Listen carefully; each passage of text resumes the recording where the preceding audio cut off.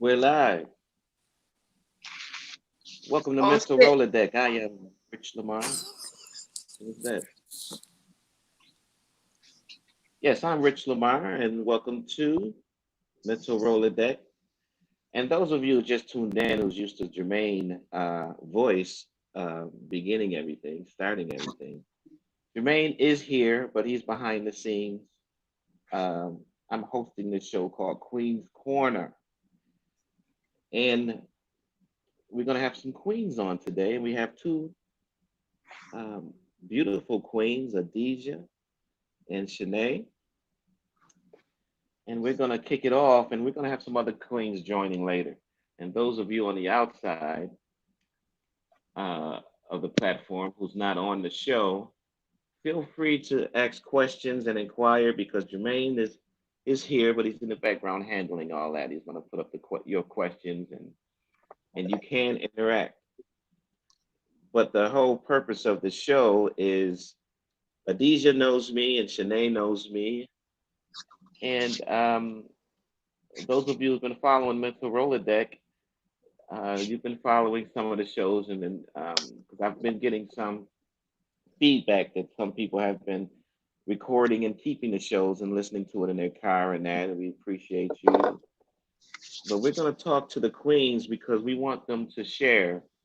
We, meaning Mental Rolodeck, we want them to share their wisdom. And we have some youth out there, we have some adults out there, and we just want them to share their wisdom and their insight and their foresight. And I'm going to try and I'm going to do my best to have them do that. And again, welcome, Adija. Welcome, Shanae. Thank you. Thank And you. Peace and and blessings, everyone. Thank you. Greetings. yeah, and Adija is with us from London, and Shanae is with us from the Bay Area. So this is worldwide. We go global here. So um, first of all, those of you who are not used to me, I just want to introduce myself to uh, the public out there. I am holistic, and I have different, maybe have a different type of lingo than you're used to. But we're gonna let the queens express themselves as they express themselves. We have people are all different things. There's some Christians out there, some Buddha out there, and whatever you do, feel free. This platform is to discuss it openly and go beyond the surface and learn from each other. So, Queens, the first thing I would like to get into is as you being women, beautiful women, queens, there's so many words that society apply to women, and woman is one of those words. And I call you queens and sisters, and then there's ratchet words like whore and bitch and slut, freak, and you have wench, and you have words like girls and ladies, and all of these words, and even female. And I have a question for both of you. What would you rather? Uh, uh, is queens okay with you, sisters, woman, and those ratchet ones? Where do they come from, and why do you feel that those words are out there? And first of all, what would you like to be referred to as? You go first, sis. Okay. Well, Rich, that's a great question, and I prefer queen. Regarding a lot of the other terms that are used to describe, I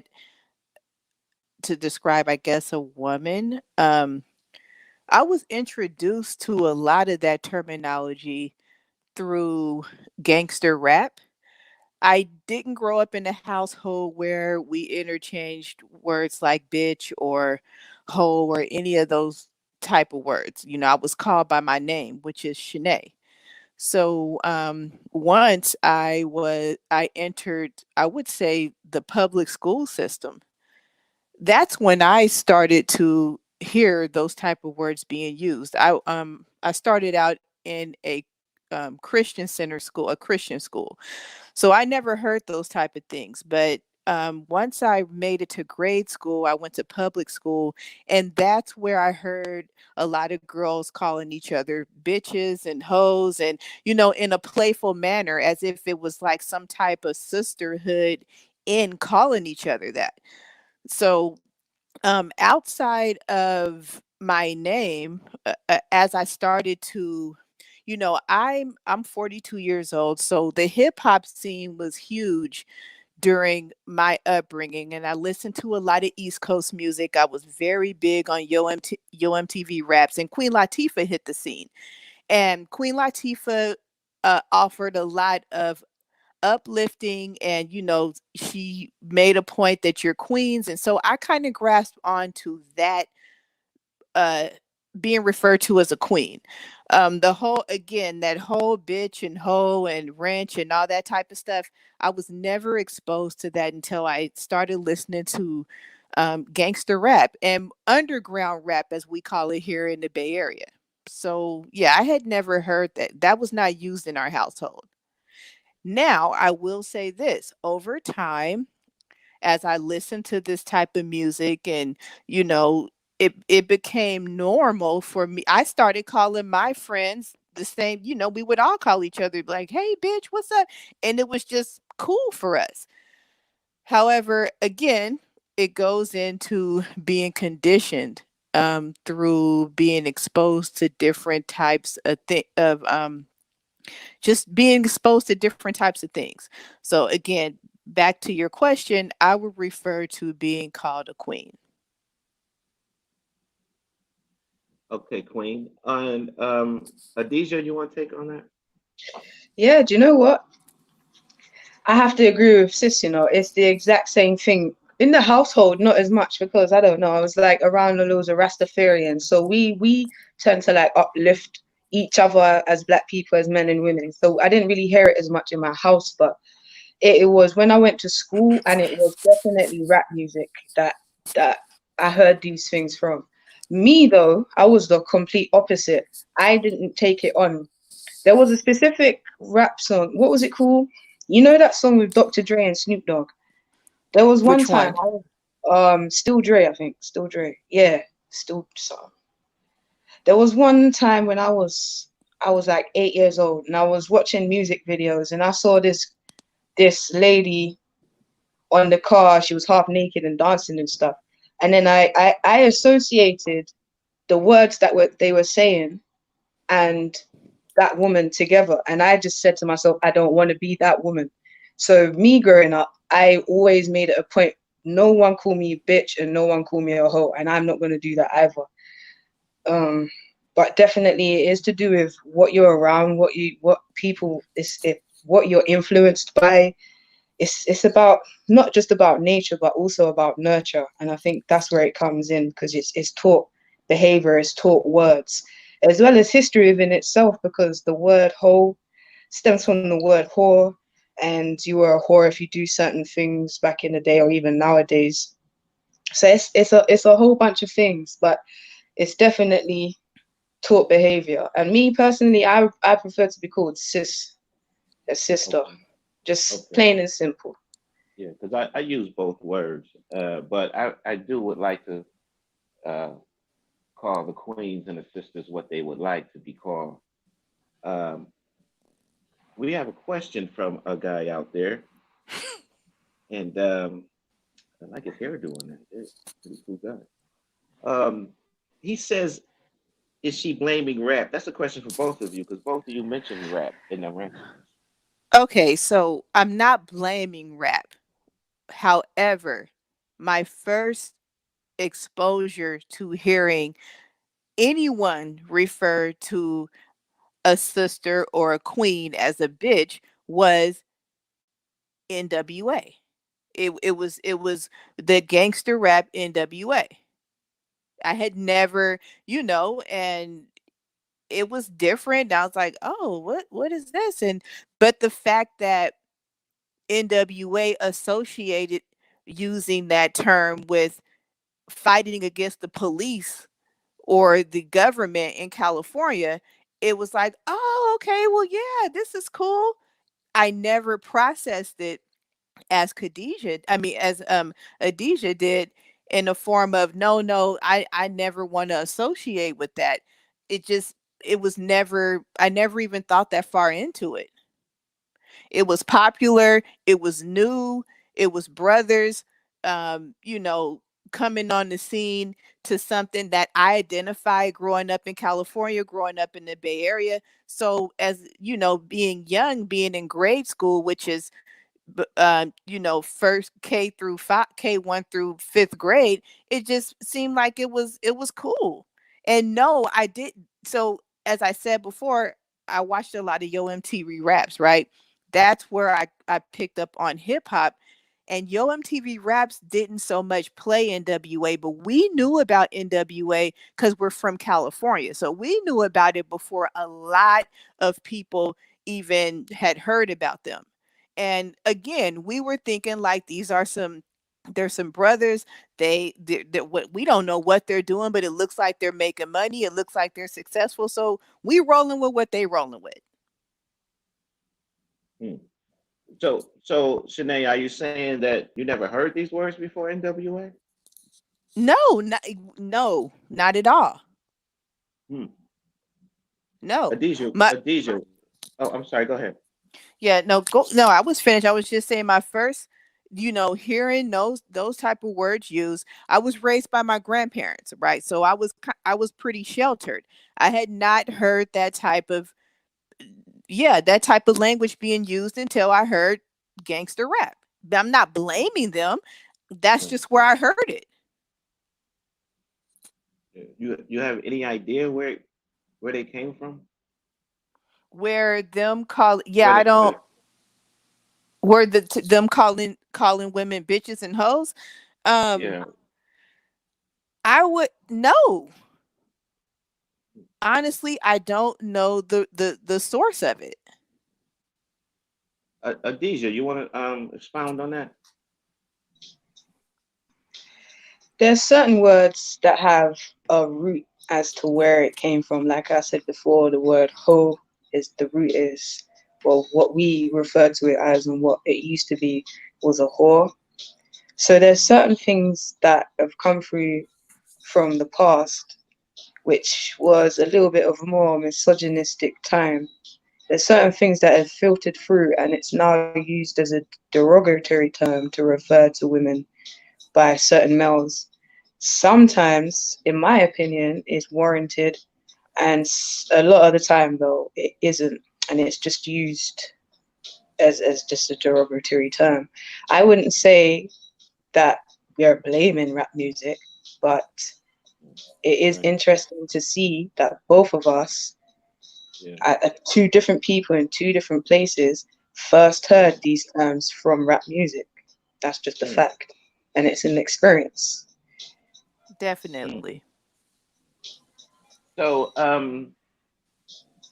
the word motherfucker. Do you think that came from rap? Was that the first time you heard that from rap, or did you hear that in the street? Okay. So, the first time I heard that word being used may have been in a movie, okay?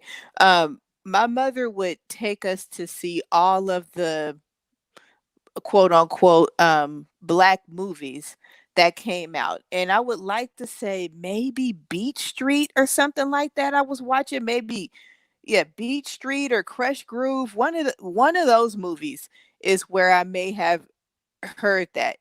However, later on when I started to do my research, I was able to understand no, that's not right. There was when I was in junior high, there was a group of um African Americans, as we call us here, that came to our school, and they came to our school. Our school was very, very it was pretty. I'll just say this: we acted out at school. We weren't most of us, most of the black kids at the school were acting out. We weren't doing our work. We were getting kicked out of class, and we had a principal who was black, and he called a group of I would say, I guess they were activists, and they came to the school and they pulled all of us out of class, like all of the black kids. It was a whole day, and they had us in an assembly. And it was those people on that platform that explained to us all of the words that we were using, where the root, where it came from, as Adisha said.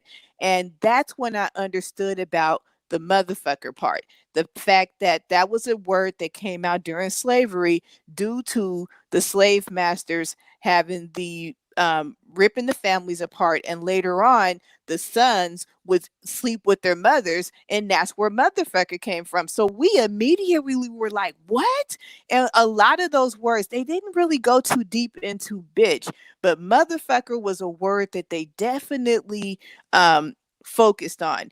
And I would say I very rarely used that word after that, and it stuck with me to this day. It's interesting that you brought that up, Rich, because I had kind of, you put that in the back of your mind and you don't really think about it. But yeah, I would have never known if that group of black people hadn't showed up at my junior high and went over all those things with us. Yeah. And the people that's out there that is not used to me, I I words have their place, but I'm not. But words manage perception, so I really don't like labeling in that because I'm more holistic with nature. Words have their place, but um, I remember a guy called me a nigger publicly. I was doing a lecture, and people looked at me as like, "You're not going to respond and stand up for your black people. You're on stage and this and that." And I said, "Well, I'm not a nigger."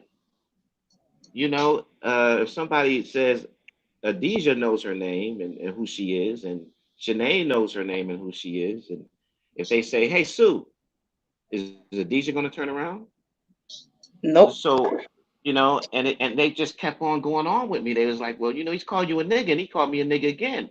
And so I said, well, if you call me a millionaire, I'm not going to go shopping. You know. So what's in a word is never the person, place, action, or thing. No matter what it is, under any circumstance, the action of you is who you are or what you're doing. You can have an action and not know who you are, but the word is a very superficial thing to me, to the way I see it. But they have their place, they have their meaning. If you're learning a job, if you're learning in a path, the words mean something. And I don't have children, but if I had children, I would give them a name that meant something. It was. But in terms of the person, you call me a nigga, it's like that word motherfucker and all of that. You know, people have wound up in the cemetery and in jail over these words. But if I call you a billionaire or a millionaire, are you gonna go? You're gonna brush it off. Am I right or wrong, Adija? Correct. You Correct. know, we we let these words control us. And you call me a millionaire, I'm not gonna go shopping. You call me a nigga, oh, because the connotations of that word, blah blah blah blah. Okay, well, if you want to revolt, revolt for the right thing. It's things that's deeper than a nigga that we should revolt against. But that's just my take on words. But words have their place. But I would like to treat the ladies, the queens and sisters, righteously by calling them what they want to be. I know women that don't even like the word woman or female. Have you guys ever run into that? You women? No, I've never known. I don't know any women who don't like to be called woman. I know some women who don't like to be called a female, but I don't know any who don't like to be called a woman. Yeah. We're gonna move on from there because I got a lot on the table for you guys' wisdom to share. And that's another thing. You guys, that's an American thing. You're not guys. You're queens and sisters. Adija,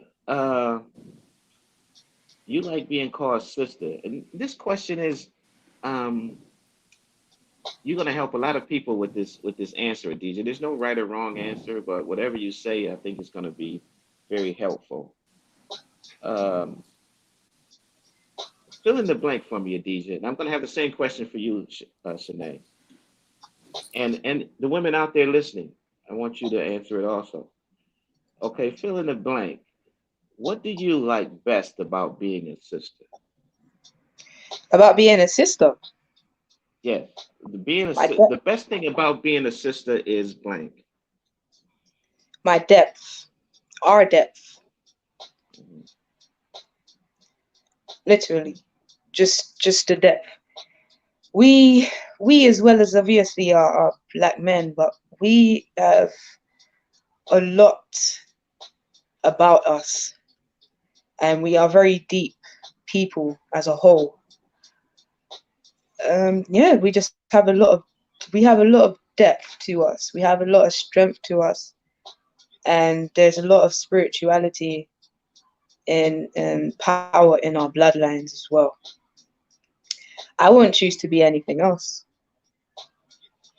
Ah, that's this is Adija, ladies and gentlemen, filling in the blank. That the best thing I like, the best thing about being a sister is the depth. She said. We have another question from this guy. We have a lot of guys in the audience that look like this guy. So he says, I thought female is a balance term. Can you answer that, Adija? No, because it wasn't me who said it. I said I know Oh, someone who would prefer oh, to be not called female, but here's her reasoning for why she said that. Because she said it's like demeaning. She's a person. To be called a female in her opinion is like mm, just a generalization.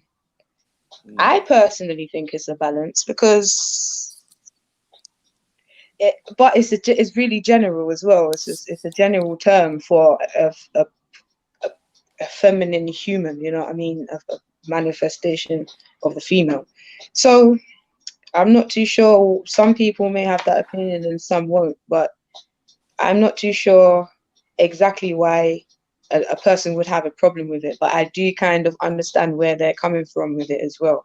Because it sometimes people use it for as a derogatory term as well. They'll be like, ah, these females. So maybe she's heard that so many times that it's become that yeah, to her. But as Rich was saying, like a word is a word. If I'm not a nigga, so if you call me a nigga, I ain't gonna get mad at you. yeah. You know, the action towards you is an offensive action. You know, so but yeah, but you mentioned the word depth for the young women that's out there watching. What is the benefit of depth?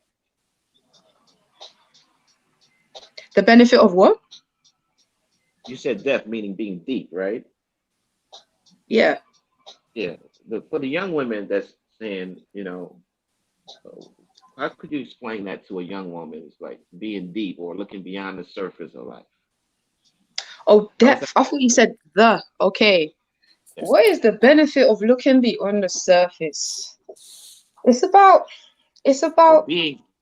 being a deep one, being a deep sister, being a sister. What's the benefit? Let me rephrase that question for the young women out there. What would you tell them, Deja, when they ask you, what's the benefit of me uh, being deep, being a sister? What's the benefit of me being a sister? You said you like being a sister. It's a deep thing. You're asking me some real hard questions, boy. This is something I have to sit here and think about for to have actually give an answer that would mean something rather than something that's just on the surface. But for me Yeah, to just answer right now, I guess it's more of a thing of this life isn't just physical. It's not just about what you look like, what you sound like, and who you are in this lifetime. It's about spirituality. So to be a deep person, to be a sister who is deep, or to be a deep sister, it it adds to your spiritual essence, it adds to your spiritual journey, it adds to your spiritual understanding, your wisdom, and all of these different not really complicated things. It Yeah, adds to well, your power, your substance, mhm. and it helps you to be aware as well. It's not just about what everyone thinks upon the surface. It's about, so it's a lot. That's a lot. That's a big question, Rich, man. Yeah, Definitely a big but you handled That's question. it not good a, because awareness is there. Awareness, I think, is the key. So you said the word. You said the word because the awareness is an action word, and it's a good one. So that is the answer, the awareness. Because without awareness, there's no learning. Uh, uh, Shanae, fill in the blank. Okay, Rich, Uh, that's a hard question. So wait, look. when Well, I'm gonna build on Adesha, I'm gonna say when I think of death, I think of foundation, but right? no, wait. My fault. It's not. You fill in the blank when I say the sentence. Just fill in the blank. Okay. Okay. The best thing about being a queen is blank. The first thing that comes to mind, the best thing about being a queen is uplifting my king. Mm, you're going ahead of me. Okay, ask another question. Okay, you're going ahead of me. My next question is, uh, I hear women and queens and sisters say, "I don't need a man." I hear this all the time. I don't need a man. How true or how not true is that, Shanae? Everything requires balance. I would say that is untrue. Um, Without a man, there is no balance, right? Um, yeah, so I would say that's untrue. Mm. Uh, you say it's not true, so you're saying it's balanced. Well, what about you, Adesha? Your take on that? say one Adesha, more time. Repete. wait. I hear women say, and females and queens and sisters say, "I don't need a man." You know. Oh yeah, man, that is so silly. Just don't think Exactly. that is so silly. Like if it, oh, you just triggered me. You, Okay, go I in. cannot, Go I in. cannot stand you when I hear anyone say that, whether it's a man or a woman. I cannot stand it because it's like, what do you mean? Okay, okay, you don't need a man. Okay, let's make all the men disappear off the world, and then you'll see how the whole world will disappear too. Just that within itself shows that we need Exactly. each other. Like that's the foundation of it. So Hmm. why else? Boy, that is, you triggered me, man. I hate that. I really can't stand when people say that. And then what else it breeds is what happens then is when women go and say that now, yeah. What happens is the men then say, "Oh yeah, okay, well you don't need us." Then it creates more division because it's like, Hmm. well, they're saying this about us. They say they don't need us. They're acting like they're higher than thou and this and that. So now we don't want to do this. We're not going to stay in the houses. We're not going to appreciate queens. We're not going to respect them. This is where the whole culture of, well, you're a bitch, you're a this, you're a hoe came from. Hmm. So Yeah. it breeds it. You get the Hmm. root of Hmm. something like a tree, Hmm. like the seed. You plant it in the ground, and then all the roots grow into the tree. What the Hmm. tree is what it's become, but it started from somewhere, and Hmm. we don't realize how much what we do creates more things. It's cause and effect. Right.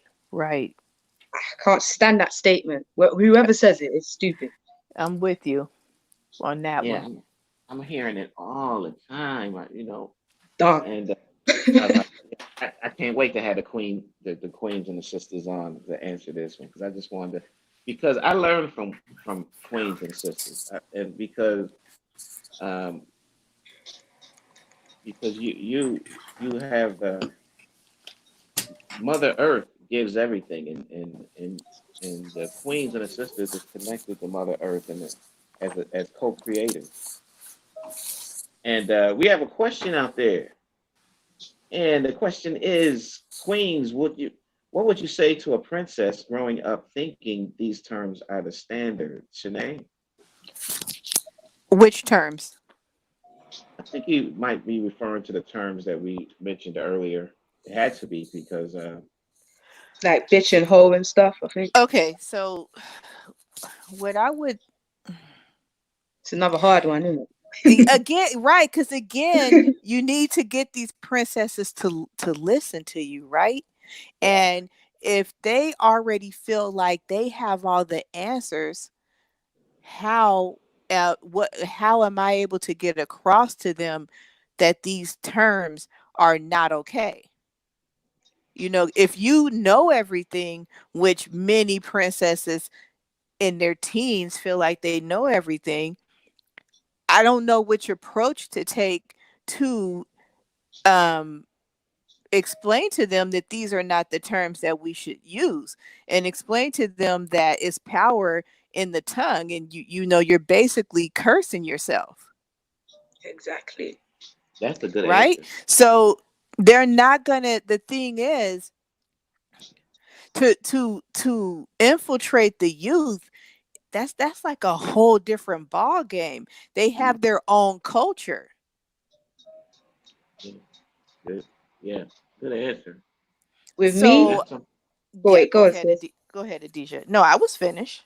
With me, it's difficult. It's like literally what sis was just saying is really difficult because you have to catch them from young. You can't have a young lady, a young princess who's what 14, 15, and she already has an idea of what everything is.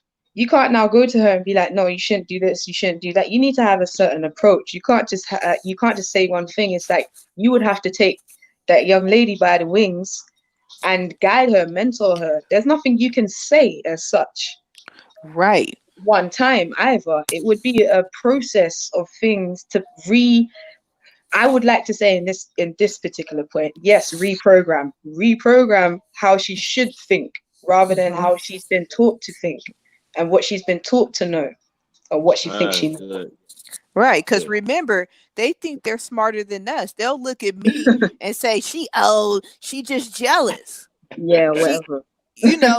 that's how they're gonna look at it. Oh, she don't know. She old. She's jealous in my youth. That's the type of thing that they have programmed in their thinking process.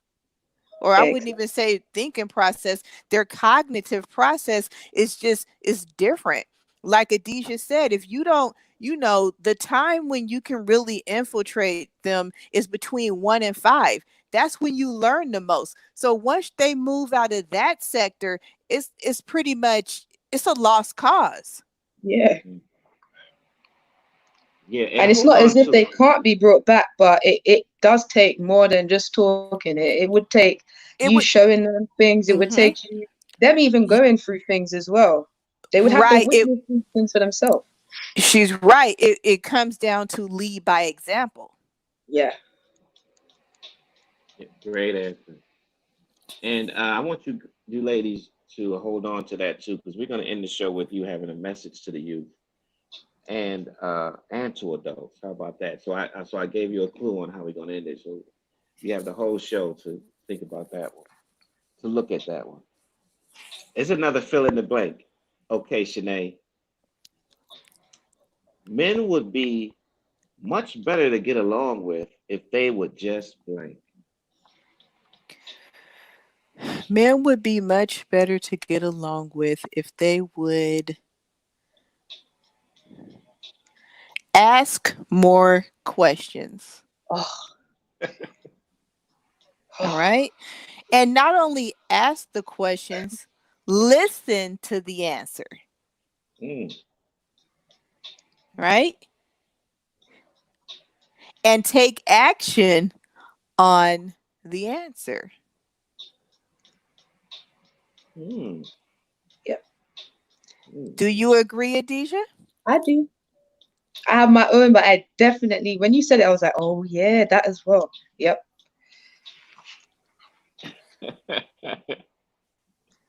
Oh, there's a. Okay, go ahead, Rich. I'm going to let you. No, no, go ahead. No, the floor is Okay, yours. so no, I seen a question down here from someone. I don't know who they are. It's some avatar. But the question is what do you say about the moms competing with their own daughters versus balancing with the correct action?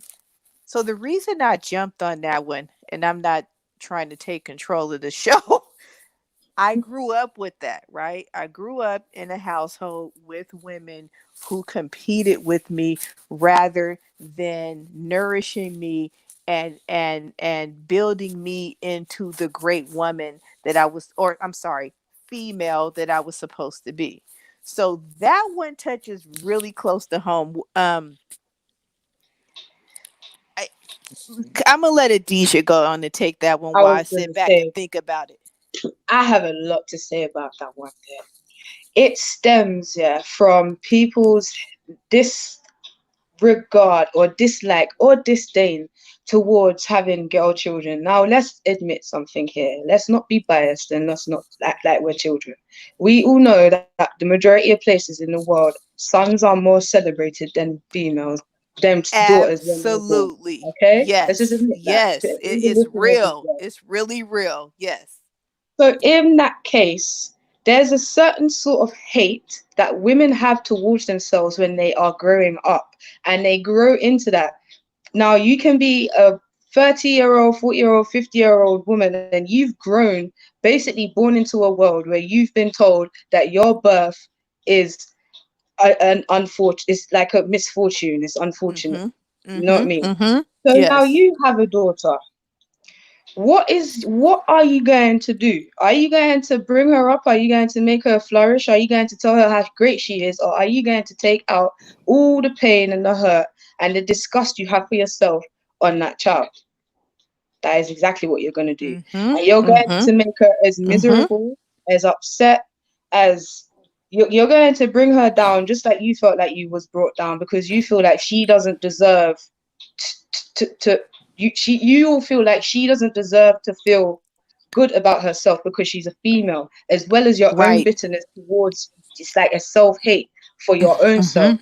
So now you're Mm-hmm. competing with this young lady who you love her. Remember, there's a power struggle within yourself going Mm-hmm. on now. Mm-hmm. There's the Mm-hmm. Mm-hmm. self-hate side, but then she's Yes. also your child.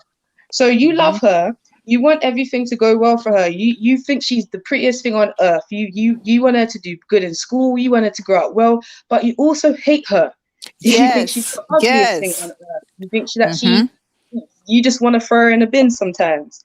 Mm-hmm. So what you will do then is compete because you love but you hate. And in order to make yourself feel better about yourself, you're going to compete with what you see as more beautiful than you. Mm-hmm. Mm-hmm. And you're going to bring down that child. And it happens 90% of the time. I don't know what it like. I used to wonder what the hell is it about mums and daughters, and it's not just the black community. Let's understand that this is Right. something worldwide. There's Mm-hmm. only certain places in the world where there's matrilineal tribes and the lineage and the name goes through the mother that the girl child is celebrated. Other than that, Right. no one wants girls and no one likes girls. Even men, when they're having their daughters, a lot of the time, let's not say all of them, but most of them, if you ask them, what do you want of a child, a son? Why? I just want Right. a son. There's no real Mm-hmm. reason for it, but Mm-hmm. it's what we've Mm-hmm. been programmed to think. There's places in the world where there's more males than females because they used to base like in India or Mm-hmm. China. They used to do this thing where they would manipulate the genetics so that they would have a son, or they would check to see if it's a daughter and abort it to the point where Mm-hmm. now there's so many males that they don't know what to do with themselves. And this is the mindset we have. This is why there's Mm-hmm. this problem, and this why is that there's this hate and dislike towards the daughters and the competition from the mums to the daughters. Mm-hmm. Mm-hmm. That's true. And Adisha, a lot of that stems through Christianity. A lot Mhm. of that comes directly from Christianity. And it's interesting that you brought up the fact that places like India and Asia, they'll um, do things to make sure that it's a girl or a boy. My mother told me when I was born that she specifically did like the baby whatever it is when you check your temperature all the time to have a girl. But it's not that she wanted the girl, my dad wanted the girl. You understand what I'm saying? Yeah, So I it's see. so it's interesting, that she's like, yeah, your dad wanted a girl so bad that I did like this whole checking my temperature every morning so I could get a girl. But she didn't want the girl, he did. You see? No, she doesn't want to go. And we have to remember something as well. Back in the day, a lot of the times, especially in patriarchal societies, a woman would be seen as higher, or she would be regarded more if she gives birth to a male heir. Yes, So this is absolutely. another thing that's ingrained in us. If we give birth to a male, then we're automatically seen as we feel better about ourselves. And then what we do is we live through our sons. Mm-hmm. If I can't be treated with the same respect that men get, and if I can't be seen as as as high or as good or as worthy as a man, then I'll live through my son. Which is why then you see mums encourage things that they don't want to encourage, that they don't want to go through for themselves with their sons. They see their son cheat, they allow it. They see their son go out and do crazy, Exactly. they allow it because they're Yes. living through their son. The man. Yes, yes. And the thing they put more, it's crazy because they put more responsibility. So if you're a single mom, more responsibility falls on you as a mother versus the dad. It's okay for the dad to go and live his life and go and marry a whole nother woman. It doesn't even matter. But because you're the mother of the child, now you're supposed to make sure everything works. Yeah, exactly. And if you don't do that, you're going to be the one who's seen as the deadbeat, even though you're both doing the same thing. It's crazy. So many times I've came home and I was, my mom or my grandmother would be complaining about things and I would say, call his dad. Like, did you know he has something to do with this? Like, call him. Yep. I Yeah, totally agree with you.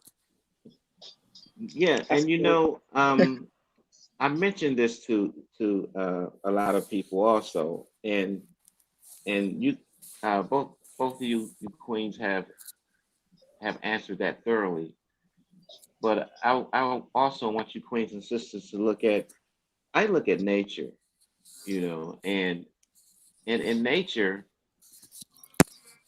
queens and sisters, what follows the male? If you see a herd of elephants, they're all female. The I king was of the going to jungle, say, that's the lion, is raised by the lioness. Mm-hmm. Mm-hmm. You see a litter, you see cubs, they're with the mother, right? Mm-hmm. What follows the male in nature? just the penguins, I guess. And Even with when you look at the natural flow of nature, your first relationship is with your mother, is it not? yeah, more Yes. time. Most of the time. As a whole, no, but most of the time. Most of the time, yes. And I'm speaking in terms of birth. You know, Okay, yes. you you know the beginning. I'm speaking in terms of how of the positive energy of nature. And it's something to look at. And I tell the youth also, when you look at nature, everything follows the female. You know, and and you can just look at it. This is nothing. This is nothing deep or profound. You can see this, right, Adija and Shanae? Yeah. You can see Yes. that when you see the ducks and you see all of this, everything is following the female in nature. And nature is called Mother Nature, correct? Yes. Because because a, a queen, a sister, a female is always giving birth to evolving with life. The essence of a woman is a nurturer. This is why they have the breast with the milk, with the nourishment. The essence of you is a nurse. there would be no people without the female. There would be no people without the queens and sisters. So I'm just saying, for those who's listening, you need to pay more correct attention to that, because that was before people were here. Mother Nature is everybody's mother, and the movement of that is obvious if you have time to look. If you look at it, and it is the best relationship to see the relationship of Mother Nature and her children. Um, which leads me to a relationship question I want to get into. Either one of you can answer this first. Uh, Interracial dating, how you feel about that? In the what? Interracial dating. Oh, you want to go, sis? Just a moment. Okay, I'll go. I don't like it. Don't think we should do it. Um, Well, we that's should kind of a just stick. complete answer. It is a complete answer. No one. We should stick with ourselves. Keep our bloodline strong. You know, I just really, I don't understand why we even do it. I don't. I really don't. And I know a lot of people don't, because I'm gonna put this on YouTube. A lot of people ain't gonna like that I said that, but I don't. I don't care. Um, we shouldn't do it. We should stick with ourselves, and we should strengthen our bloodline and our community. We have to understand something as well. When we create mixed children, yeah, do you know how much of a confusion we create within that child? And do you know how they grow up? Like, I've had conversations with mixed race, loads of mixed race people, and they all have the same plight. They all have this tug of war kind of thing going on within themselves, where they don't know who to basically, in layman's terms, pledge allegiance to. Both of their parents are two different races. They don't know what to identify as, and then they end up not feeling like they have any identity. We have to be a little bit more considerate. Love is not just love. We need to consider certain things sometimes when we're getting into relationships. I agree with Adisha. Oh, go Yeah. ahead, Rich. Well, I would say, DJ, I play the devil's advocate, as they say. Be like, well, I have an interracial marriage, and we're fine, and you need to open your mind. What would you answer to that? I don't, in a polite way, in a polite way. You heard me about to. Go ahead, Adisha. See, No, Adisha. I would say I don't care. My mind is completely open, and I still don't agree with it. We should not be there mixing genetics. Like, do you know what's crazy? People won't even mix a pit bull, but they will mix human. Like, what is wrong with Right. us? Wow. Right. Because We they want to want keep the that bully. exactly. They want to keep the pit bull strong, and but you would mix with another race, knowing that you're the melanin. Like, that don't make no sense, man. Get out of here. Okay, so this is Wait, before my you before take you, on it. wait, Oh, before you go go, ahead, Sinead, Rich. Mm-hmm. we're gonna welcome per se, Ah, Queen. What's up, King and Queens? What's up, my We love sisters? Greetings. hey Greetings. sis. Hey, What's up? we what's love your happening? energy. I'm hosting tonight, so Jermaine is like really biting his teeth, not being able to butt in. So, uh, but we're on a question of how you feel about interracial dating, and Shanae's gonna go, and then we're gonna let you have the floor, Queen. Okay, cool. Okay, so when it comes to interracial dating, I'm going to say I have enough problems being light skinned. Okay. I just got to put that out there, right? I deal with enough problems being light skinned. So for me, I'm with Adesha. No, I mean, no, we don't need to intermix. We need to keep our bloodline strong. Yep. Why are we intermixing when we know what intermixing caused us during colonization, right? We know what Mhm. this did to us. We know how it brought us down. It removed us away from spirituality. It removed us away from so many things. So I'm totally against it. And I have nieces who are mixed and I love them. Exactly. I love them to death. I look at my brother with the side eye, but I love my Yeah. nieces, okay? But I'm looking at him like, bruh, I don't really know what this is. But now that they belong to me, I love them, Yeah, right? yeah, yeah. Their mother tries to get close to me, and I'm like, nah, you ain't the same. You don't understand me. Yeah. Okay.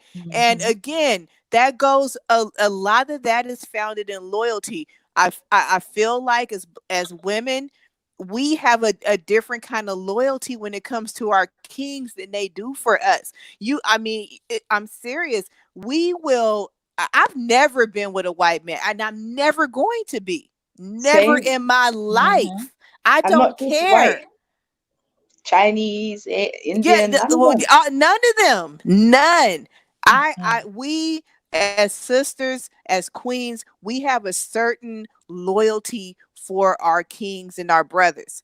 And at sometimes I'm looking at them like, I don't understand it. This is not right. What are you doing? And it goes to, what I've figured out is they don't like themselves. If you Yeah. came from a black mother, you got black siblings all around you. What the hell is you doing with a white girl? Why is she in my grandma's house? Why she's in my house? Mm, That's Why interesting. is it. she here? I don't know. I don't understand this language that you're speaking to me. But now that Yeah. you forced it on me, because I have nieces that's half white, I gotta say, well, they black now because they got that 1%. That's what I gotta stand on, right? But do I agree with it? Hell no, I don't agree with it. Mm, And it's beyond slavery. It's I don't agree with it because you're not my kind. I roll with my Yeah. kind. Like you don't see lions and tigers getting together. They're both felines. Exactly. And again, when I say me being light skinned, I've always went for the darker dude because I'm like, I gotta get that. I mean, I know I came out light, but I need my kids to be darker. Right. man, Adesha, and I liked you. Yeah, so I'm with the DJ. Like, hell no, we not for it. Never been for it. But Nope. I do know these days, this younger generation, like they don't care. I know I have a lot of siblings and nieces that are in their 30s, and they have white men. And I'm looking at them with the side eye too, with my fist up, like I don't know what this is. Yeah. With your fist up. Yeah, because I don't understand it. It makes no sense. I don't get it. I don't understand it. It doesn't make sense, you said. Yeah, it doesn't Okay, make any sense to me. Sorry. Okay. we're gonna let Sister Pache have the floor on it. It- I love this question right now, right? Uh oh, we all ears, Queen. So my take on it is and it's so funny because I just talked about this movie and I'm about to take y'all way back. I want to say like early 2000s. It was a movie called Something New with Sanaa Lathan. Mm.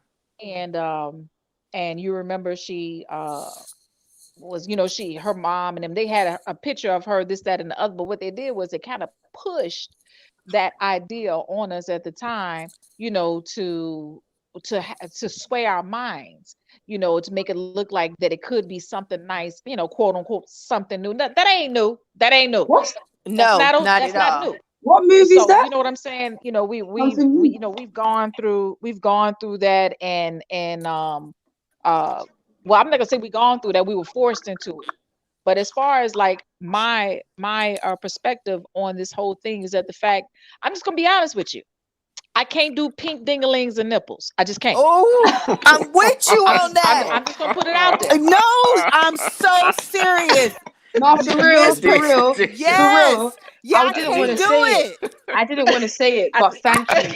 You know what? I didn't want to say it either, but I can't do pink. I can't I do just it. can't. I mean, I'm just gonna be real. I mean, Everything's got to be oven burnt, like oven I, burnt. I'm I'm sorry. trying. yeah, it's I'm got it's got for to have some real. char on it. It's got to have some I'm brown Yeah, and like yeah, yes, but, yes, You yeah, and it's yeah.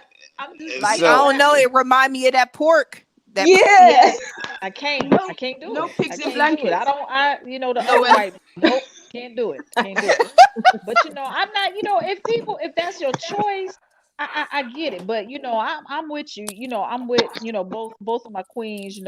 Why is it that we will want to water us down, and even at the end of the day. once you mix with black, you're gonna stay black. Yeah. That's Bottom line. right. So no matter if we mix, we're still the dominant gene, and we're still gonna come out on top. But Mm-hmm. as for Mm-hmm. me, on a personal reference, no, I can't do with the pink, and Mm-mm. and also Mm-mm. the smell is different. It I'm just gonna be is. real. I mean, we here now. We here Yes. now. Let's go ahead and Yes. ride this Oh wave. my We here. God. Yes. Oh boy, Let's That's just so put it Adisha out true. hates you with there. light. Let's put it She's all out bringing it. there. She Yeah, bringing man. it for real. Oh, So I'm just gonna be real, and I and Like, I'm and sorry, and black I men smell like cocoa butter. I don't know about them though. Yeah. yeah, Nah, that I smell mean, like it's just some a dogs. yeah. I mean, what it? whoa. I mean, it's not hair, it's fur. So let's just call it what it is. But Yeah. Mm, and Yep. but at the end She of the mm. day, right. like I said, I'm not knocking it. But if that's where you are, that's where you are. But my I'm not preference, knocking I it, don't. but But I'm saying is, I love my kings. I do. I love my kings, and no matter Right. what we go Right. through, I just Mm-hmm. cannot just disown them and put them to the side. Exactly. I have told Rich this. I said, before I sell out and before I do that, I will show up with a cute dark skinned midget. I promise you. And I promise you, You know our what? He outfits said will be that. I'm matching. with you on wow. that. I'm with I you. just because I believe in my brothers, That's right. and that's all I got to say Cause about it. they belong to us. I don't That's right. care. They're I ours. don't They're our care kings. how what they are. They ours. Yeah, That's exactly. it. I'm sorry. I'll take them any day above anyone.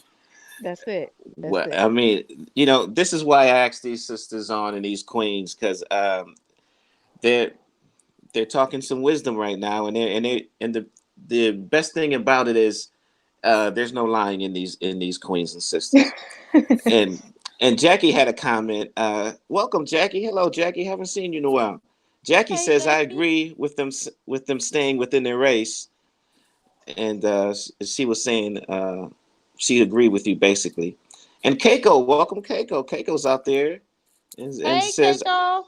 Hey, Keiko sis. says Keiko says I'm terrified of small people. So I guess that was the midget comment. But I'm just saying, if all else fail, you Right, right. know, what I'm Mm-hmm. saying. If all else Mm-hmm. fail, But I'll go Queen with my small brother. But I'm just That's saying, right. That's right. I'm with Miss Prochet. Queen Fache joined us a little late. But so Queen, I want you Yeah. to I'm gonna play a little devil's advocate here. You have a young sister come up to you with an interracial partner, and she Hmm. says, oh, "But I love him. I love him. You know what? I love him. What you want me to do? You know, Hmm. what would uh, what would you tell her to that? I mean, she's young though. She's young, so um, what could you tell her about that? The first thing I would tell her that you have just advertised yourself to have a tough life, because there's going to be so many questions to answer, and it's going to be so many situations that y'all going to be put in, and y'all going to have to pick sides. No matter how much the love is, you're going to have to choose. Yeah. And that's going to be the toughest part of the relationship, is being able to make this choice. You could say he understands you, but when I mean, does simple stuff like our hair? Does he really understand that? I mean, do you understand his family members and and do you know what his lineage is? Do you know? I mean, what was his ancestors like? What did they do?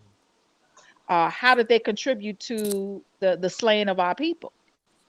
So it's a whole bunch of stuff. You're gonna have to pick sides. So no matter how you line it up and no matter how you look at it, you will come to a moment where you're gonna have to choose, and that's gonna be the toughest decision, because whether if it's gonna be his family, your family, the police officer that pulls you over for a ticket, the lady, when y'all in a department store, she following you, but he's gone on about his business because she think you about to steal. She don't know that y'all together. Hmm. What about the white girl that he dated in high school? They were sweethearts, and this, that, and the other, and then then y'all together, and then he just introduced you. introduces you as a friend. You know what I'm saying? I mean, it's going to come a moment where you're Mhm. going to have to pick sides. Yeah. And when you get to that moment, I don't, in lack of maturity, Mhm. you're not going to have the answer. You're not going to know what to do. And that, but I love him is only going to go so far. And personally, I just can't even imagine myself going to my family and introducing someone of Mhm. a pilgrim persuasion to my family. And Yeah. and I mean, because I don't know how that's going. I mean, because because I wouldn't feel confident. I wouldn't feel confident about the relationship and introducing it like, hey, this my new boo. This my new Yeah. how they Yeah. say it in New Orleans, this my little yeah with the yeah. You know, Oh, I can't okay. yeah. Oh, Yeah. This my little yeah with the yeah. No, you ain't got no yeah. You ain't got no yeah. So I can't introduce you like that. I hear you. That But was the best answer, boy. I was ignorant when I answered. That is a very good answer. See, DJ was holding back. Holden, yeah, I was. I was just gonna be rude. Like I couldn't think of anything else. I can't. I'm not gonna lie. I just thought of a Yeah. whole bunch of insults. Mm-mm. because I mean, let me tell you, that choice, I man, that thought of a choice for lot of that second. insults too. You know, I was like, let me just filter it first. Yeah. Yeah, and I so mean, but it's not really insults. You said what you said. You felt what you felt. Right. yeah, but all you queens and sisters, you really explained it thoroughly. Even though and you was passionate about it, and uh, Sister Pache wasn't here. Oh, she might have heard it. And when I asked you ladies that I hear all the time, I don't need a man. We went through that earlier. But another Mhm. thing I hear all the time too that I want you ladies to help educate the youth out there and the adults. Because I know everybody on this platform, and for the people listening, is some queens and sisters that I knew before others, and but I've learned from all of these sisters on this platform, and I hear the word soulmate all the time. I hear Mm. boyfriend, and I hear soulmate more than I hear boyfriend and engaged and my fiance and my husband. I want each of you to answer this question: what is a soulmate to you? Mm. And what is this term soulmates? What does it mean? Is it important or not important, or what is it? What puts somebody in the soulmate category? I'm going to start with Shanae. Come on, Rich. Okay, so the first thing that came to mind with the whole soulmate, when you said that, I was thinking, ain't nobody got time for that. But what I'm gonna say is, Wow. I'll say this: soulmate for me is growing and learning a person over time, right? I don't believe that you see a person and say, oh, that's my soulmate, or, as they use the term now, twin flame. No, I Oh, I never feel even like, heard that one. oh, yeah, yeah, twin flame. I feel like a soulmate is an individual that over time you grow with, you learn, you fall in and out of love with, because it's a lot of falling in and out of love when you're with someone. So yeah, soulmate is basically someone you have agreed um to go through the thick and thin with. That's what my definition of a soulmate would be. I just don't believe somebody shows up or you see somebody and you automatically, now chemistry is always there, right? Like we know that. Mhm. However, after the chemistry, because the chemistry fades too, it comes and goes. It's the person that you've decided that this is who I'm gonna go through the wire with. That's what I feel about a soulmate. Okay. Oh, it's music in Someone the in the background. trenches with you, right? Someone in the trenches. Now, a lot of people will say, "Oh, well, I knew this person in another life." And I mean, that's great. It sounds good. I've heard of that type of stuff. And it could be true. That could be the person that showed up from a past life that you decided that I'm going to meet them in this life, and we going to roll through the trenches, as Rich said. Okay. And so Shanae, because this is important for me because I want to know this from the queens and sisters, because a male can have a great job, a great look, and be your type, but still the queen and the sister chooses. And so Mhm. women have that that insight and foresight that men know nothing about. So are you saying, Shanae, do you trust that uh term soulmates? Do you accept that, or you don't accept that? I don't know. I I honestly, I don't know how I feel about the whole soulmate. I'm gonna call it a movement. I don't know how I feel about that movement, but I do agree with you when you say that the sister or the queen, she knows what resonates with her. She knows what she can connect with and grow with. She knows what will pour into her and who she can pour into. Definitely, I agree with that. So if I'm really getting along with you, Shanae, and I'd be like, we soulmates, babe. What would you answer about? What would you answer to it? I would tell him to calm down with that. Oh shit. I would tell him to calm that shit down, and you know let's stay in the present moment. It's good now, right? Let's see how it looks when it's not so good. Deja?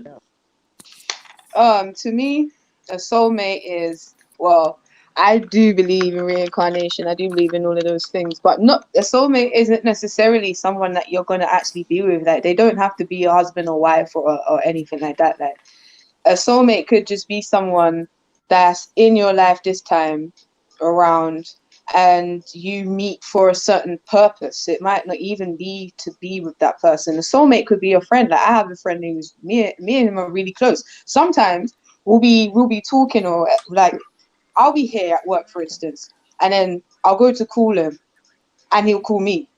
That hasn't got anything to do with relationship or anything, but that's just the connection that you have with someone. And I do think that has got something to do with spirituality and souls. So to me, yeah, soulmate is just someone you have a really deep connection with through lifetimes, through whatever, and you meet up every time. And it's not just one person. You don't have just one soulmate. People have this idea that you have a soulmate. This is one person, and you're going to fall in love with them. You could hate your soulmate. Like your soulmate could be there to teach you something. It's not just someone who's gonna be this fairy tale going Mm-hmm. run in the wind with dust running behind, like flowing behind you and stuff. Like no, it could be a person who's the worst person you've ever met in your life, but they're there to teach your soul something in this lifetime. Yeah. Okay, I like that. Jackie is still with us, and she made a statement saying a soulmate is a spiritual connection with another, not necessarily a lover. Mhm. Um, that is thanks, Jackie. I miss you, Jackie. Jackie should try to get Yeah, on that's here. true. And she says she agreed with the DJ also. And Sister Pache, Queen. Yeah, yeah. I mean, and let me tell you, I'm already in total agreement with both my queens, my sisters, because they both kind of said the same thing from a different angle. But I mean, I agree too with Adisha, is that it's like a kindred spirit, and it's somebody that you have a nice balance with. And I also agree that it's not, you don't just have one in your lifetime. You will run across somebody else who has that same balance of energy, and that you can share, be like, oh, girl, I was just thinking about you, I knew that you would like this. Oh Yeah. yeah, it's something like that. Oh man, now Shay would love that. This is Shay all day, you know Mhm. because they kind of picked up on my balance of my energy. And and I have done the same thing. But I really believe that a soulmate is just really like a kindred spirit, a kindred soul. You guys kind of share some commonalities, and you kind of like are on the same wavelength when it comes to thought processes, and just really in tune with one another. And uh, I believe that you don't just have one. And I do believe that those lessons come with those kindred spirits. I mean, it's an on and off season. When you go through those soulmates, it's an on and off season, and so those lessons are constantly coming in, influx and flow. So you just kind of flowing with it, and be like, okay, this is my kindred spirit for this season, or this is my soulmate for this season, this is my balance for this season. But I really believe that we run across them uh all the time. So I do believe that it is such a thing as a soulmate. Yeah, all great answers. And the people out there, I hope you're taking notes out there. These sisters, they're passionate. And I want to touch on another relationship that I want to hear. It's so much wisdom I want you sisters and queens to put out there. Um, Forgiveness and advice. Now, this forgiveness thing I hear all the time. I hear men say, she caught me cheating once, but that was only it. And so I was like, well, what else have you done? And that door swings both ways. There's women that they say to cheat on men, and they say men that they say cheat on women. Let's just not put cheating on the table. What is what would you queens and sisters say forgiveness?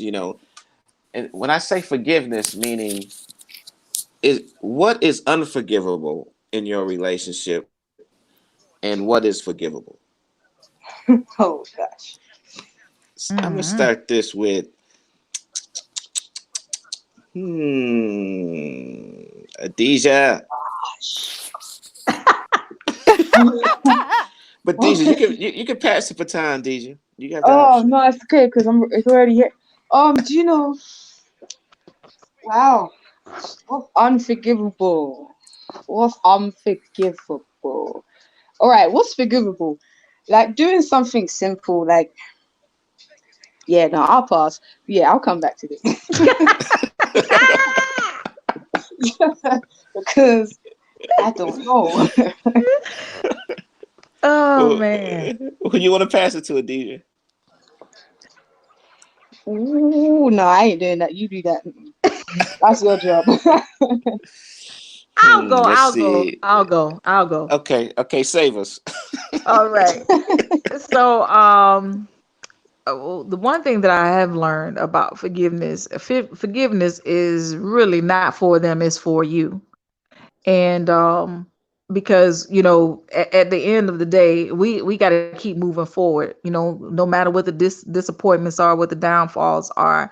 The the forgiveness is for your soul to be at rest with your transition, whether if you're moving on, whether if you're going to give this person a second chance. It's really for you. You don't be angry with somebody and you was like, I forgive you, and you got to make this big announcement, send this big email or letter and all this type of stuff. No, it's for you, it's for your healing. So as far as like what is forgivable and what is not, I have forgiven some stuff that probably some people will be like, man, I can't do that. But for me, to be at peace with me moving on, I had to, because if not, then I would be stagnant with my progress. And I didn't want to be stagnant with my progress. Now, this person may not even known that I have forgiven him because I wasn't going to make an announcement, but I had to forgive them in my soul. And a real good example was my biological father, because I didn't have a relationship with him. And I remember going to see him when he was in a nursing home, because he had gotten to the point he had a disease called Pickens disease, which is a very accelerated rate of Alzheimer's. Well, he couldn't speak anymore, and he forgot how to speak, and he couldn't eat. So I went, and I didn't tell anybody I was in town. I went to go see him. He had these mittens on his hand because he kept pulling out his foot feeding tube, and and things like that. He couldn't say any words, but I could tell that he recognized who I was. He was trying to speak to me, but he couldn't. And but I remember me sitting on the side of his bed, and I looked at him, and I said, you know, uh, you're the reason that I didn't want to have children. You're the reason that I didn't want to, because you let my mom struggle by herself and you didn't help. And because my mom is strong like she is, I don't think I could pull it off as a single parent, because I had a fear that I was going to end up with somebody just like you. And I started crying. I got real emotional, and he started crying. So I knew he understood what I was saying, and he kept trying to speak to me, but he couldn't. But I told him, I said, but you know what? I forgive you because you're human. I forgive you because you're a man, you know, and we do fall by the wayside. Nobody is perfect. So I forgive you. I said, anger I can get over. I forgive you.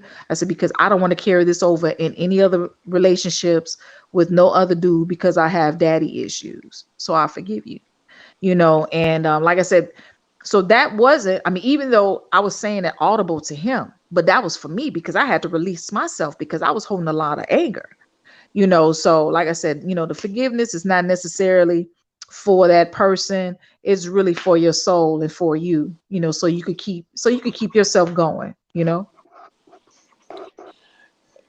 Yeah, No, that that's that a is true. That is very true. Like forgiveness is, yeah, mhm. what she said, it's more for you, so that you're not sitting there holding on to these burdens, because not forgiving the person is just stunting your growth. It's kind of like they're going off and they're doing what they're doing, but you're still holding on to something that they did that they're not even thinking about anymore, and you not forgiving them is causing you to still have these issues. But for me, JarMayn, I'm young, JarMayn, girl. that Okay. box was yours if you want to get Uh, it.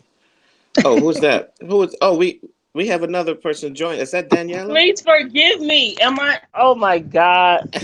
I'm sorry. Oh, she I wants to was be. waiting for you guys to bring me on, but I didn't know that basically that you would hear me. I was calling my daughter. Please forgive me. Oh, no problem. We're glad you're here. We're glad you're here. Thank you. Um, Thank you. Glad to be here. we're gonna come. We're gonna come to you as soon as DJ finish this point. Okay. Oh yeah. Uh Yeah. huh. I don't. Yeah. I'm a bit. I don't know. I don't know whether it's my age. Yeah, but I'm still not really good at forgiving people. Um. Yeah. Maybe soon. Maybe when I get older. But for now, it's kind of difficult. I'm. I guess I'm good at. Nah. Yeah. No, I'm not good at it yet. But you know Yeah. what, Well. Alicia? It's a process. It's not, trust me, Yeah. it's not something that happens overnight, but you realize, you know, you start realizing how important your piece is so you can move forward, because that's the, you know, because it'll get heavy after a while. And you Yeah. want to, and you Exactly. will want to drop that. You know what I'm saying? You know, when you get to the point, you're like, you know what, I gotta release this so I can keep pressing forward. And look, I'm looking at this. Eternal Balance says, "What's with the PS? I forgive you, but I haven't forgotten about all you did." Yeah. Yeah. That doesn't make sense to me. I Could don't you? think you can forgive and not forget. I mean, I don't think you can forgive and say to the person you're not going to forget. I mean, of course you're not going to forget, but if you forgive, why are you still going to tell the person that? That's kind of like saying, I forgive you, but I'm going to keep it in mind for next time. I don't know. Like, what does that mean? You know So, when you. Yeah. Yeah. Because forgiveness is forgetting about it. yeah. You know. Wait. But we have Daniela here. Did I say it correctly? It's Mentally. Danielle. Danielle. Yeah. Yes. Welcome to the platform, and we love your energy here. And you came in. We started before you and Sister Persay showed up. I would like for you to fill in this blank for me, Danielle.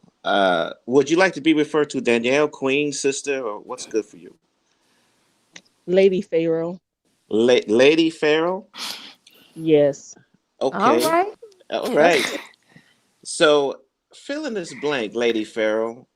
The best thing about being Lady Farrell is. The best thing about being Lady Pharaoh is that You get to experience extraordinary things, and you get to go different places as far as space travel is concerned. Um, you get to create magic, and you just get to love things in its pure form. That's what's up. I love that. Yeah, Mm-hmm. yeah, and you say in its pure form. You said experience. Um, Yes. yeah, and this is one of the reasons why we called it Queen's Corner, because we having so many great uh, perspectives and energy here. And for the people that's listening, um, we're gonna keep it going. And Danielle just showed up, Lady Pharaoh, Thank and you. and Lady Pharaoh said a very deep thing, and since she said that, I want each of you ladies to um, tell me what's the difference between spiritual and religion.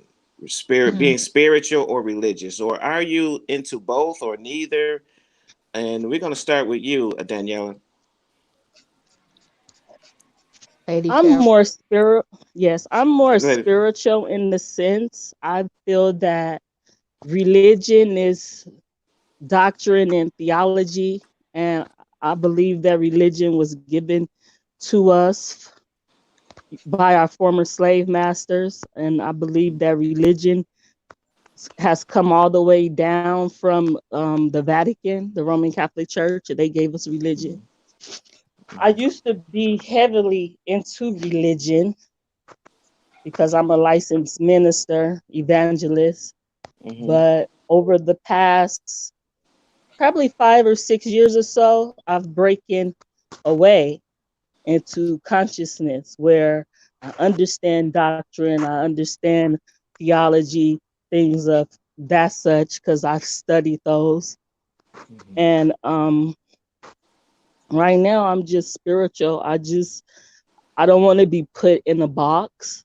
So I feel Mm-hmm. that being spiritual, it frees you from basically being put in the box and being dictated to certain do's and don'ts that come with religion, a bunch of rules. And I believe that we can govern our own selves. I believe that each of us have the divine or the supreme being within us, in ways that make us creators, basically.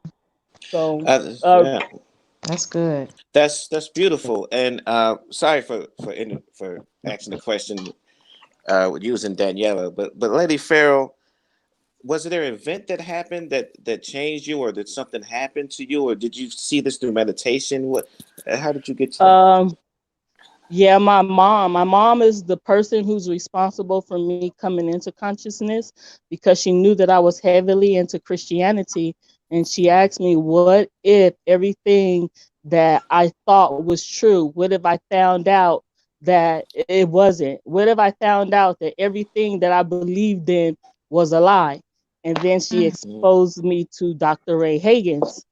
And Mm. so then it's because of him, basically, that I've come into spirituality, but not probably not even in the sense that he probably thought I would have, because like I'm more into like the craft. I'm more into like psychic. I'm into magic. I'm into Mm-hmm. sorcery, witchcraft. Mm-hmm.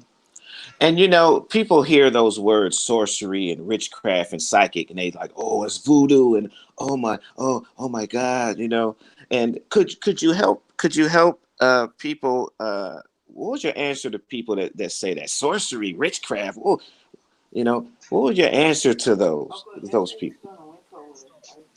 Well, my answer would be what I always tell people, to research things for themselves, because Mm-hmm. most of the things that they have told us that was bad or harmful for us and that we shouldn't be involved in are the same very tools that they use to enslave us mentally and to brainwash us with, Hello. you know, that there was a That's it. spell that's called the spell of Leviathan or the spell of King Thu, which is a sleep spell, a spiritual ignorance. Now that Mm-hmm. spell was passed upon us, and I want to say in the year 2000, that spell basically is lifted, but the effects of it is so strong, and like just the potency of the spell is like where we should be able to see now. We're still walking around in darkness. Mm-hmm. Yeah, we're gonna come back to you, Lady Pharaoh. And That's Adija, good. spiritual. Are you spiritual or religious? I'm Spiritual. spiritual. Oh, I'm non-religious, but I yeah. do understand doctrine and I understand doctrine and theology. Okay, awesome, Lady Pharaoh. We're gonna go to Adija. Adija, are you spiritual or religious or neither? Spiritual. Religion is something they gave to us, is rules that they've put compiled together to tell us how to govern our own lives. Spirituality is something we are, with whether we know it or not, whether we believe it or not. And spirit is us. We are spirit. Mm-hmm. Hmm. And Adija, were you always like this, or was there an event in your life to help you see this? Because most of us, as you know, they say, "Here's your Bible, go to school," you know. And uh, why this virus of religion hasn't affected Adija? It did. Well, I guess when I was younger, so I used to go to church up until about 13, and my mom, she wasn't one of those people who was a real hardcore church goer. She was a Rastafarian, so she only went a few times, and outside of that, she would more or less teach me about consciousness and like to do good by what my heart says and stuff like that. As I got older and stopped going to church, like when I could choose, I got to about I was about 11 to 14. It was like my older brother used to teach me about Egypt and history and just a lot of different things. Then I got to about 16 and I started to research it myself, as well as having Hmm. actually a mentor. So I used to know someone who used to actually be in these sorts of secret societies, and Hmm. he broke away from it. So he used to tell me and teach me about different things that actually like that were going on and different tactics that they used and stuff like that. And that's when I started to get into more of the knowledge behind all of the things that I was told as I was growing up. So I think that's kind of how I wasn't affected as much by it. Plus, I asked my own questions. I used to ask myself, right, if in the Old Testament, because I used to read the stuff myself, I wasn't like Yeah. these Christians who go to church and Right. let the pastor read it to them. I said, Yes. Yes. if in the Old Testament it says a tooth for a tooth, then why does Jesus tell me to turn the other cheek? Who am I supposed to listen to? Like, I had those Oh, questions for yes. myself. Yeah, yeah. Yes. Yes. So this is Standing the reason. ovation. That's the reason. So yeah, that's where it all comes from. I questioned everything, even though it got me in trouble a lot of time. I questioned it. Could you that I'm glad you said that, Adija, because that is a big contradiction, isn't it? Uh, Massive. it is Adija, when you was did you find yourself like looking through people and seeing things like you were touched by the untouchable, so to speak, or when you are you still feeling this way? Is that voice within you, or was um because for you to say uh for you to say the statement to turn the other cheek and an eye for an eye, um was is that something that you found or somebody pointed that out to you? No, I found it. I was reading through it. I was reading through it Hmm. myself. I read through when I was little. I read through the whole thing, the whole Bible, Old and New Testament. So things didn't make sense to me. Yeah, so you've seen a lot of major contradictions there. Yeah, I saw a Yeah. whole bunch of Hmm. contradictions. It didn't make any sense. There was a bit in it that said that we shouldn't have flesh with blood in it. And then it says in the New Hmm. Testament that we have to have the blood of Jesus and his flesh. I was like, Hmm. it don't make That's good. sense. Yeah. I was 14 and and I clocked that. So it doesn't, I don't know. Uh, that's beautiful. We're gonna come back to you, Sister Pache. You Yeah. spiritual or religious or neither? Definitely spiritual. I think for me, my transition, just like Sister Farrell, I my introduction was Ray Hagen, and my second mom, I call her my spiritual mom, Namzamo. Shout out to Namzamo, but she was one of those sisters. She's always been spiritually in tune, and between her and her husband Baye, every time I would visit, I would leave there with something that was going to elevate me, to my highest potential. And it had nothing to do with religion, you know. But what they were doing was, I mean, it would be stuff by, Queen of Fu, it would be stuff by Iyanla Van Zandt, it would be stuff by Ray Hagen, it would be stuff by oh my God, I'm trying to remember all the names, but Right. I would have books, I would have DVDs, I would have CDs, but it was always something that kind of elevate me because I always, as a kid, but I didn't know what that was that I was feeling. I always felt like that it was something more. And when you would ask holy people, that's what I call them. I'm putting my quote fingers up. When you ask holy people questions, and then they would tell you shouldn't question God. And I just always found that, you shouldn't question the Bible, you shouldn't question God. I was like, well, I don't believe that. I just always felt like that it was something to that. What are you hiding? And what is it that you're trying to say or not saying, or what is it that you don't know? Where I shouldn't question what it is that somebody on the pulpit is telling me, and I can't study for myself. I don't understand that. If I have a question, I feel like I should be able to ask it. And not only that, I should be able to get an answer.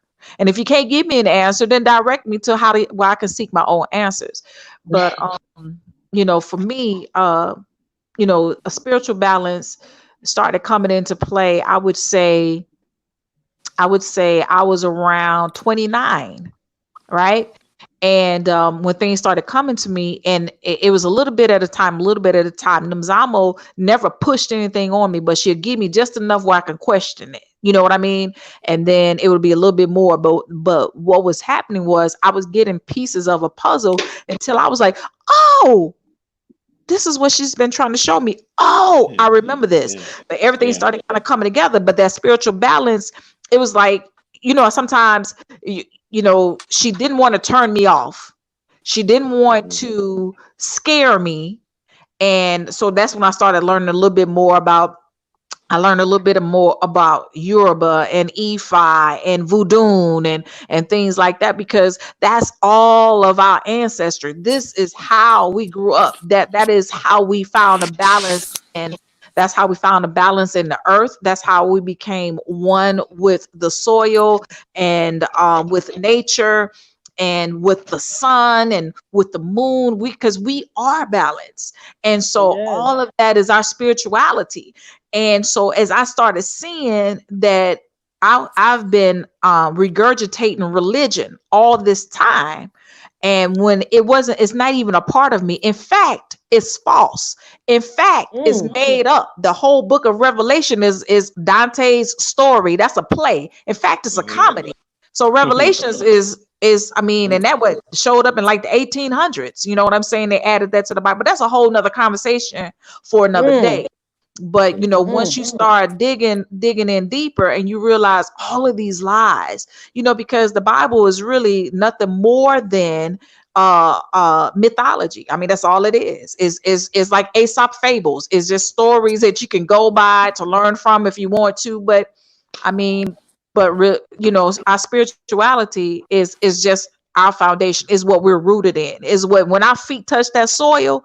That is a part of our spirituality. That's a part of our balance. When we go outside and let that sun hit us, that's a part of our spirituality. It's our connection, it's our plug, it's our balance. So that's pretty much my journey, and I'm still on it. I'm learning every day, and I'm maintaining the whole mindset of just keeping my mind open to learn more about my culture and who my ancestors are, and who are the ones that's traveling through me in this season. So yeah, definitely spirituality. Oh, beautiful, beautiful sister, and shout out to Nazambo too, because me and Yeah, Sister Pache go back a little bit, and that's a beautiful sister that we hope that come on one day also. And absolutely. and I totally agree with everybody who said so far, because I see it as a control thing too. It's like Mm. it's almost get the stories and the nursery rhymes, and you ever notice that the nursery rhymes are all violent too? It seems like they, with religion and these nursery rhymes and all this stuff while we're young, they I think religion, I see religion as just creating guilt and fear, you know Mm. um but I'm not going to go on because this is you ladies platform and I'm learning a lot. So, oh, Jackie made a statement that religion is controlled by a society and government with its own set of rules based on mythology. And spirituality is a relationship and freedom to express yourself in a unified relationship with the universe and the creator. And Jackie, you can come on and say that too. So, but Sister Shanae, Mm-hmm. are you spiritual or religious or neither? I am spiritual. Hmm. However, I was raised Christian, Southern Baptist, right? And the thing is, although I was raised in church, I never really bought into it. Mm. And one of the reasons I never really bought into it is because I had a grandmother who, although she went to church on Sunday, she went to choir rehearsal, usher board meeting, all those things. She also went and got tarot readings and she brought me with her. So, I'm a Cancer. I'm nosy. I'm quiet because I'm insecure, but I'm real nosy. So, I'd be listening in on the reading and paying attention to everything.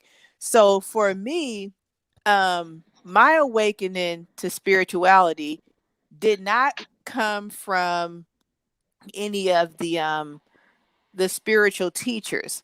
It actually came from me rebelling against Christianity, rebelling against my family, and kind of going into my own space. And when I went into my own space, I had an uncle who was in the military who traveled overseas to Germany, and he linked up with a lot of Rastafarian brothers and sisters.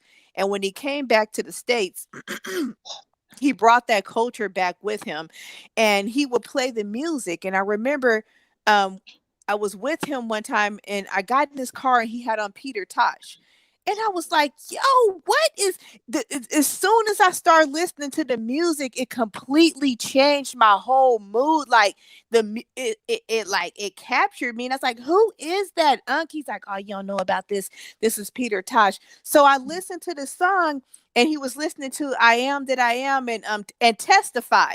And I was like, dude, this music is righteous right here. And afterwards, I started doing my research, right? And I was like, okay, I don't really know what this is. I don't know these people. We've always been told like Jamaicans practice voodoo, but I'm like, wait a minute, but grandma get tarot readings. Like, ain't that the same shit? So I started to research it, right? And I pulled up. I was like, okay, well, all I know about is Bob Marley. So let me see what's going on. And I happened to pull up Bob Marley, and his son Ziggy was giving a concert in San Francisco. And I was like, fuck this. I'm about to go to this concert and see what's going on. I didn't even know, I didn't know what I was getting into. I was like, I'm about to see what these people talking about. So my awakening came when I went to Ziggy Marley's concert, right? And most people know, like, they deal a lot in vibration, but they don't really bring it in to like that last song, right? So Ziggy put that one song on when he sent that vibration to into the crowd, and I kid you not, that shit hit me and I couldn't move. I was like, "Holy shit, what is this?" And so, yeah, I couldn't move. And I said, oh, okay, this is what I need to start looking into, right? So I started doing my research. I started looking into it or whatever. And I started to feel like, okay, I wasn't crazy. And my grandma, even though she Christian, she had enough sense to know that wasn't it. So I started pushing away from that and I started doing research. And I had a cousin who would always put me on to Bobby Hemmett, right?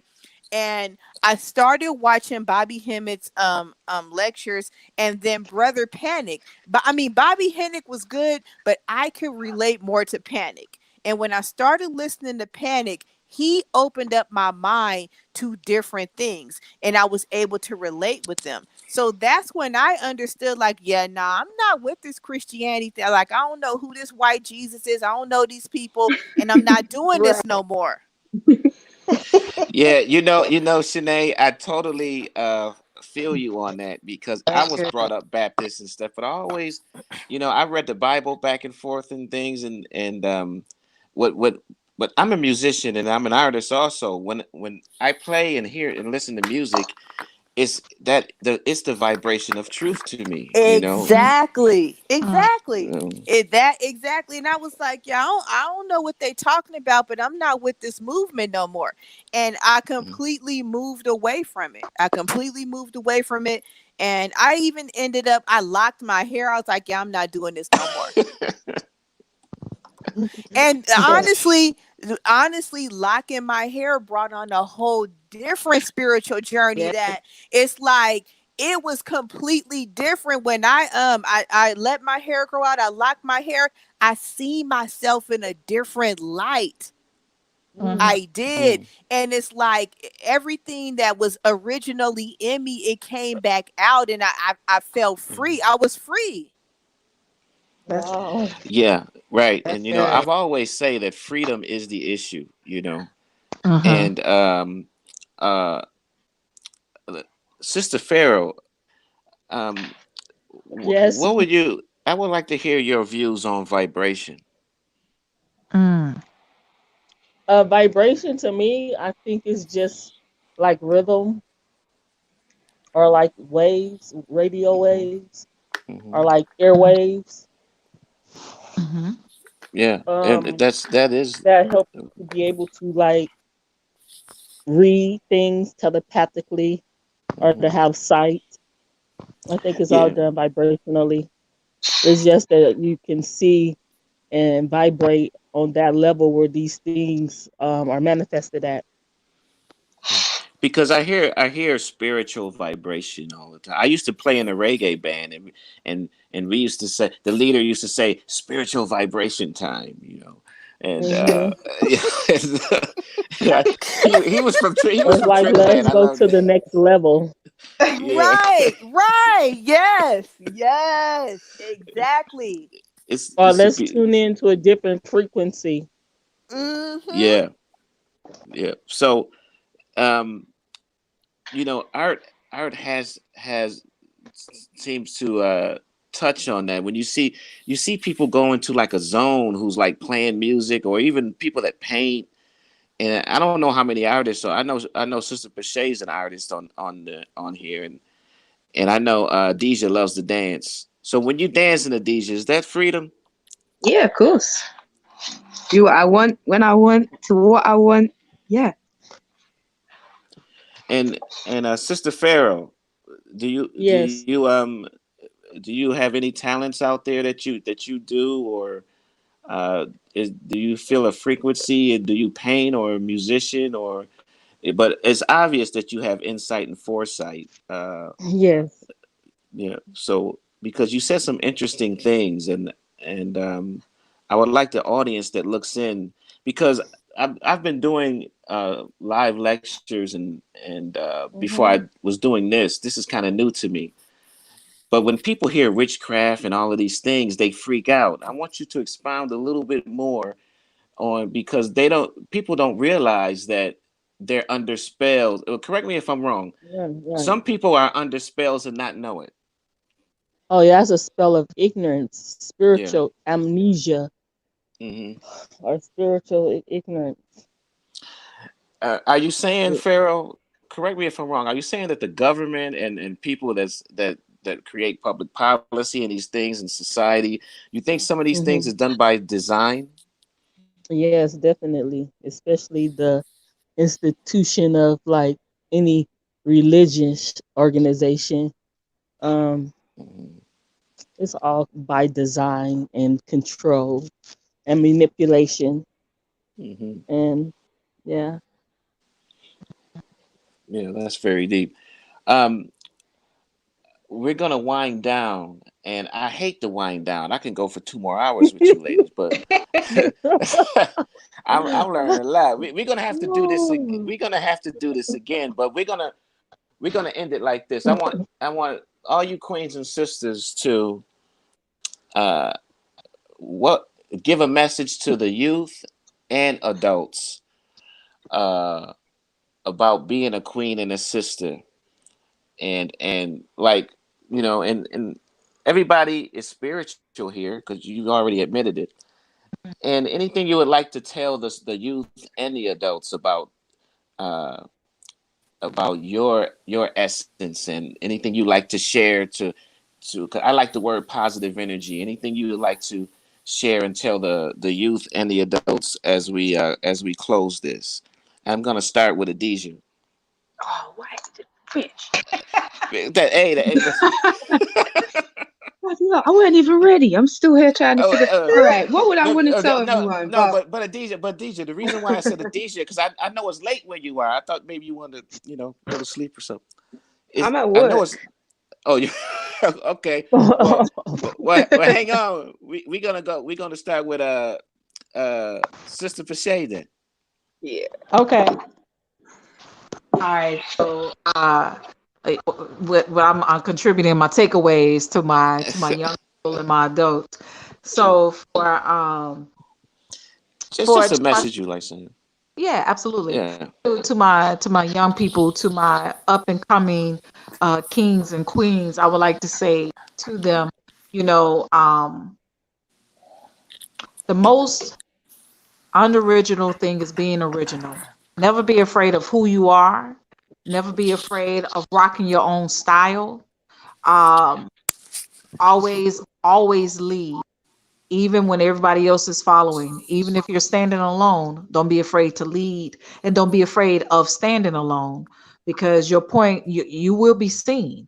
And Mhm. so just stay solid in your beliefs. Don't run with the rest of the cattle. Please don't. Um, because you'll lose sight of self, and you will be forever trying to dig yourself out of that hole to find self again. To my grown-ups, I want to say to them is to keep encouraging your children, keep finding a balance within yourself. Not only that, stay original as you are, and walk into your kingship, your queenship, and stand with authority. In so many cases, we're always trying to pick up pieces on the back end. Let's stop with that, and let's lead. This pandemic has put us in well, I'm not going to even say, for us as Africa beyond the seas, I would say this: it has caused us to ignite a lot of our gifts that we weren't using, because Mhm. we were in our little pyramid jobs, and so when it caused us to really look within ourselves, we actually start tapping into those gifts and talents that we had. So let's activate those. Let's not put them on the back burner anymore. Let's walk into our kingship and our queenship, and build this kingdom like it's supposed to be built. Period. Awesome. Yeah, that's a big period too. Mm. And that was Sister Pache, y'all. That's my sister, and um, we're gonna go with you, Lady Pharaoh. Yes, I would just like to encourage all the sisterhood. We need each other to survive, Mm-hmm. and just for us to continue to be, a uplifting positive source of energy for one another. That's what we need to be. We need to be Yeah. able to, be able to lean on each other and be transparent with each other. And then we just need to set an example for the young women or the young goddesses that's coming, behind us. And that's Yeah. all I would say, just to continue to be encouraging and uplifting in a positive capacity.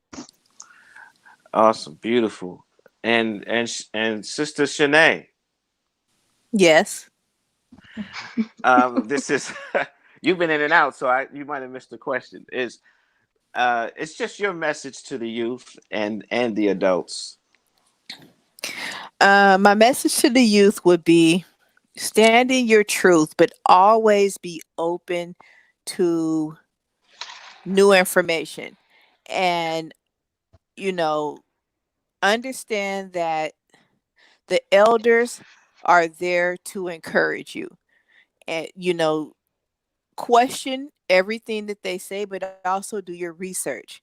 And in doing your research, um,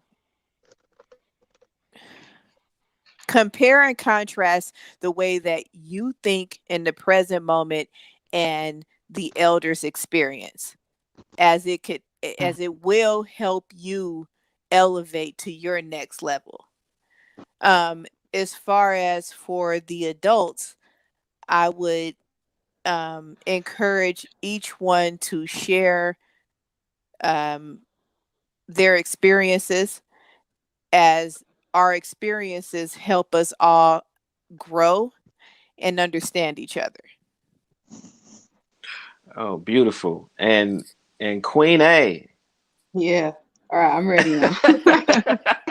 Yeah. We My one love it. is my one is think and don't never be afraid to think. Question everything, like think. There's this thing that we do as people where we just allow ourselves to be told and we take. We don't think, we don't check, we don't research. We don't, and this goes for old and new. This can be a message for anybody. Just think. Think about everything. Think about life. Think about history. Look at everything as a whole. Look at nature. Take in and think. Use your brain, because once we start to use our brains and think, the system shut down. That's Yes. what I gotta say. Yes. And like I said, I can do this for 2 more hours with, but we did start a new thing on MEN-talRollaDeK. If you ladies can stick around, we do a question and answer, because there's people out there in the audience and people that don't participate on the platform. We do a question and answer after this, but that's up to Jermaine if he's going to do the question and answer. So you ladies can stand by. And I would just like to say, man, I've been taking notes because I learned from the queens and the sisters. And my closing statement is, first of all, uh, MEN-talRollaDeK. This wouldn't be possible without Jermaine and his platform. And I know that's my brother. And thank you, Jackie, and all the other people participate. I seen Sean popped in and out, and this platform just getting bigger and bigger, y'all. And it's because of y'all. And my closing statement is, I can't give gratitude to Sister Pache, Queen, and my sister Pache, and Adija, Shanae, and Lady Pharaoh, and I hope this is not the first and last time that we're gonna chop it up with Lady Pharaoh. And I like to say to the people, um, I've always felt that the sisters and the queens was overlooked by society, and it's by design. And that's why I wanted to give them a platform to help show what you've been missing in these sisters. And there's so much knowledge in these sisters. I've learned so much from everybody on this platform, and still learning. And everybody has something to offer, and all of these sisters, they busy sisters, and they still have the grace and the integrity to come on, and they answered. There wasn't no generic answers they was giving. It was passionate today, and very passionate, because these are passionate sisters. And you know, what can I say? I'm not going to say too much because they kind of said it all. And my gratitude to you all again. And let's do this again because we're going to touch bases with each other, and we're going to try to do this every Sunday because I want the people to see the intelligence and depth and spirituality of the queens and the sisters out there. And for the people out there who might, because you know, I get this all the time, are you guys making racist statements of this, that, and the other? No, what the sisters was speaking today was facts. This is how they see it, and they have a right to do how they see it, you know. And whoever thinks that it was racist or doesn't agree, we have that's Lady Pharaoh leaving on her motorcycle. But I'm sorry, I was waiting for somebody to say. I swear I was That's funny. Hey, Rich, That's no how I want to roll too. that's okay, Rich. Lady Pharaoh. We do your willies, girl. It's all right. No Q&A today, Rich. Oh, no Q&A? Okay. Nah. Well, Lady Pharaoh kind of summed it up, y'all. She's doing her willying out. So.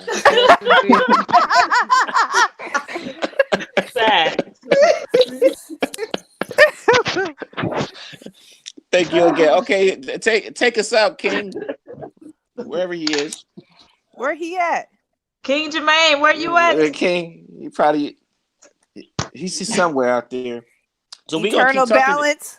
Hey, eternal balance. We're gonna keep talking until you take us out. So the last queen standing. That's all I gotta say. And welcome, Sean. Rich Miles Yeah. was I walked past his room. He's like, "Am I coming on? So you're gonna need to revamp some show because he was ready." Oh, he was ready. Yes. Oh, Yeah, because we're gonna do a youth live because a lot of youth have a lot of things to say out there too. You know, and see, it's a lot of questions that Lady Pharaoh